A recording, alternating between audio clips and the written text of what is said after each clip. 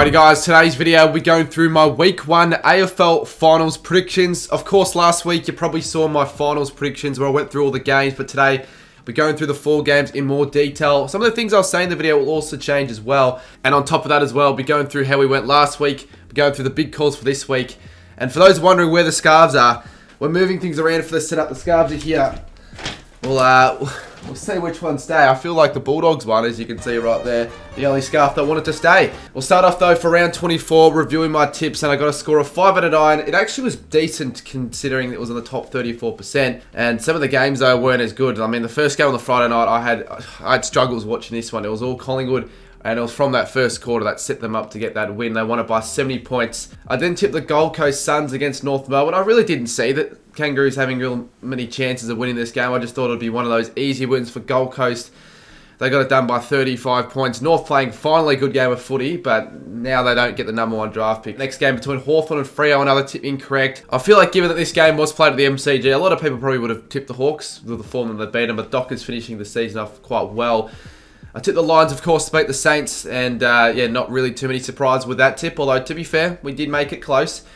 And this was a bad tip, actually. I don't really know why I stayed with the Cats. I feel like just because of how poor the Dogs have been, but I wasn't actually informed of how significant some of Geelong's outs were. I knew they'd have a few outs, but not that many outs, and they just couldn't keep up with the Dogs at the end. And then Adelaide obviously beating West Coast in what was an arm wrestle for a little bit of the contest. And on the Sunday, I tipped Port Adelaide to beat Richmond. Didn't expect it to be as close as it was for a lot of the game. Melbourne obviously beating the Swans, a good tip there. I was at the game, of course, and you can check out the vlog if you haven't already.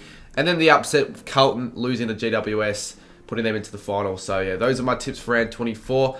And then the big calls as well, but to be honest with you, this is solely finals. I don't really want to review too much of round 24, so I'll put it up on screen right there. I got a 2 out of 9. Oh, that's right, punishments. Now obviously, haven't done heaps of them.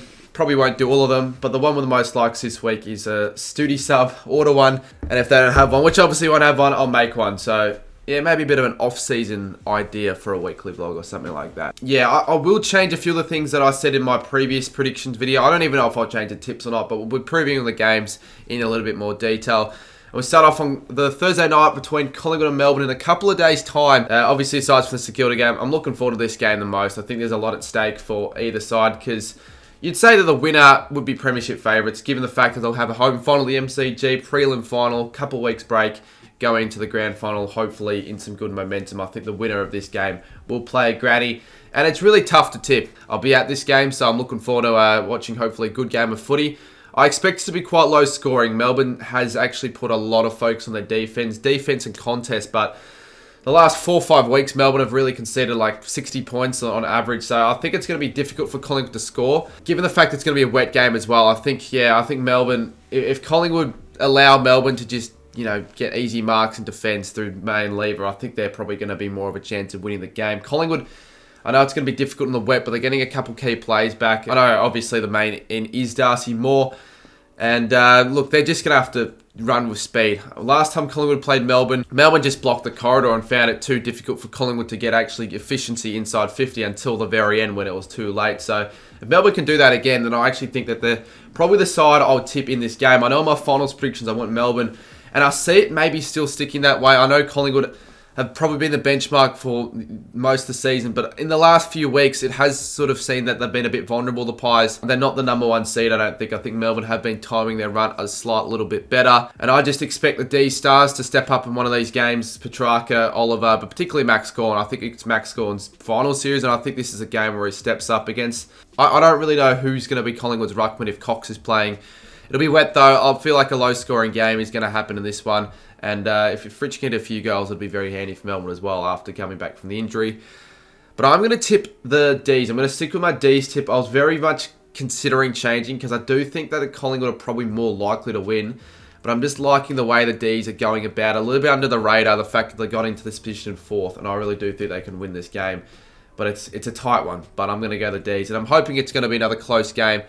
I said it in my finals predictions video. I expect it to be very similar, high-intensity pressure game like the first qualifying final that Collingwood played in last year, but I'm going the Ds to win this one by 4 points to move on. And for my big call, I'll go that Max Gawn, he's the guy I think is going to have a big game. He's going to record 125 or more fantasy points. Now on the Friday night, this is the game that I'll be streaming. Carlton taking on Sydney. at the MCG.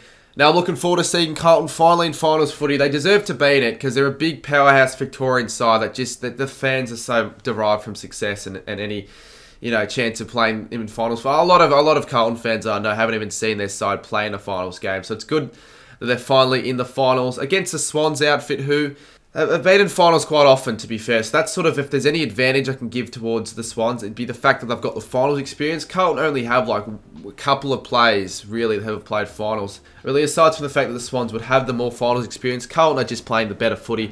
And they're right now the team in the better form. But yeah, for example, like Carlton, they're going to dominate it in stoppage, probably dominate in clearances as well. So I just feel like the Carlton will get the upper hand in that. And Sydney have conceded quite a few inside 50s the last 6 weeks. On average, I think 60, I got told. They've done pretty well to win a lot of those games whilst conceding a lot of inside 50s, showing that the defence holding up strong. And I think it might be the same case in this game. I'm expecting Sydney to be up for the contest. But Carlton, they're probably just going to gain momentum, I feel, in the last. It's going to be one of those games where Sydney just haven't really been able to get things going in the last quarters as of late. And obviously Carlton will be in front of 90k plus at the MCG, so they'll have the dominant advantage. I think really the Blues have got the pressure on this one. A lot of expectation for them to win this game. I think if Sydney want to win this game, they've got to lock down the key players, such as Charlie Curnow, not allow him to have a big influence, and obviously being efficient themselves, which they have been, to be honest, for the majority of the season. But yeah, I said before, I think Sydney actually will take it up to Carlton for 3 quarters. They might actually be in front, but I think Carlton will have a really strong last quarter. You could see just an influx of inside 50s that the Swans are not going to be able to withstand, and they're going to end up winning the game. I'm going to say the Blues end up winning it by, let's go 23 points. Again, it's going to be another wet game, so I feel like maybe it might not be as high scoring. For a big call as well in this game, I'm going that the Blues win the game after trailing at 3/4 time. Now, next up, we've got St Kilda and the Giants. A very intriguing matchup between two sides that no one predicted at all to be making the finals. And yeah, the MCG as well, which makes it even more difficult to predict. I think, to be honest with you, it favours St Kilda. I just know for a fact that if this game was played at Marvel, I genuinely reckon the Giants would have a little bit more of an advantage because they have a much better record at Marvel over the MCG. And I think St Kilda want to be playing finals footy at the MCG to get experience into their young kids who haven't really had an opportunity. It's just massive for them, I feel. But this is a massive contest. It's really hard to pick a winner. I know I'm probably leaning on the side that I support, but a lot of people have been tipping the Giants, and for right reason, because the form that they've been heading into to finish off the year has been impeccable. The way they've dismantled Essendon and Carlton, really only having 1 or 2 poor performances in a 13-week period to propel themselves into finals. And it's the way they do it. Their defensive to forward transition is just, it's really hard to stop. That's something that's scaring me, I feel like, for this game, if the Saints midfield as well. Our midfield has a poor game. I think the Giants will win the game, to be honest with you. So the Saints would have a strong game in the midfield. Jack Steele, I think, is a player that hasn't had a great season. I think he needs to step up if the Saints want to win the game. I think Webster might be playing on Toby Green. So it's Webster, Wilkie. If they can lock down Toby Green and make him as minimalistic in terms of the influence into the game, it'll go a long way. And also Sam Taylor. Let's hope that he's not playing. But if he's playing, it's going to make it more difficult. Because if he's not playing, Max King could have a big day at the office. So yeah, not really expecting a high-scoring game. Of course, under Ross line, 2 clubs with a really good defence. But the conditions will be clear. So again, I wouldn't be shocked if we saw maybe a free-flowing game in terms of goals. But I'm expecting the points to be under 80. I know the Giants are in some good form, but I've got it back in the side. I support St Kilda. I think we don't get too many St Kilda close games. We haven't in a couple of years. But I think this is going to be one of those games where in a final, St Kilda just, in front of the home crowd, because the Saints do play better under a really strong crowd. We saw it against the Geelong Cats, and I reckon the Saints might get a late goal to win it or something like that. Hopefully, it'd be awesome, but we're going St Kilda, my tip, by 5 points. Another player that I think is going to have a good game, Jack Sinclair, my big call, to have 33 or more disposals. And the final game on the Saturday, a bit unfortunate this time, so the fact it's 7:25pm, Brisbane v Port. I might miss a bit of this game depending on how St Kilda v GWS goes. I know in my finals predictions video I wasn't really hyping up this clash too much, just predicting a bit of an easy Brisbane win. And whilst I still think the Lions definitely are heading to this one in favourites, I can see Port Adelaide maybe pinching a result here. It's obviously the fact that the Brisbane Lions have been impeccable at the Gabba all year, haven't dropping a game, and I just feel like this is sort of their moment to really make it to the big dance. And if they want to win this game, I reckon they've got to lock down Lachie Neale, because Lachie Neale, of all sides that he's ever played against in his career, Port Adelaide, I think is the side that he plays best against on average. And again, if they can maybe find a way to tag Lachie Neale and minimalise his impact, maybe get him to I think it's the stat is 10 clearances or more. If they can reduce the amount of clearances Neale gets and the impact that he gets, they'll go. a long way of possibly pinching a result here, Port Adelaide. The 3 midfielders, Corn Francis, Rosie, Butters, they all need to have big games. Not just 1, not just 2. They all need to have big games because, yeah, Brisbane do have a pretty good midfield as well. But their foreline, I feel like, is the most damaging factor. I still don't trust Port Adelaide's defence. I've got Aaliyah, but not too many key pillars down back that will be able to withstand all of the inside 50s the Lions get. I think that just gives the Lions the advantage, the fact that their foreline's a lot more damaging. And I think they'll probably get enough entries to score enough. I think it'll be a relatively high-scoring game. Just sort of feel like the Lions get off to a really hot start. Just maybe kick 5 or 6 goals in the first quarter. And Port Adelaide are just sort of trailing, maybe chasing the tails, and maybe can get back in the third or something like that. But I reckon it'll be one of those games where Brisbane just do enough early and they hold on in a good game of footy. I reckon it'll be an entertaining one. I don't think it'll be really as big of a smashing as I was talking about before, because I think Port Adelaide will really lift for this game. Brisbane just the better side at the Gabba, home crowd. They've got everything to play for. I'm going the Lions by 18 points. My big call. The Lions kicked 10 or more goals in the first half of the game.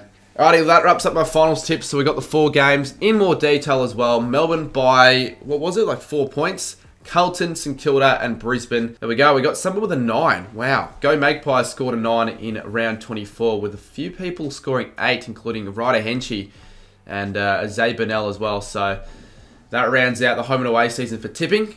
However, the prizes are all awarded to those that get the best score at the end of finals, not just the home and away season. And it's Saskatoon in front by 2. Oscar Tuchtan, bit of a shout out to him. I saw him on the weekend. He was out at the Gold King Challenge. He's leading a lot of his competitions, and he could still win this one. I'm telling him, tip upsets if you want to win. Basindu, Azalan, Angus Kidman. Yeah, honestly, between the top 3, there are only 9 more games left to tip, and a lot of people are going the same tips. I'm 272nd out of 1440, so I'll take it. I will take that. It's not bad at all. I'll see how many I get right. Let's see how many I get wrong. But expect some finals content coming your way. A couple of vlogs and just, other videos as well relative to finals. So, yeah, exciting times for the next few weeks. The Gold King Challenge as well. That will be a very high quality video, I am hoping. See you soon in my next video. Have a good one.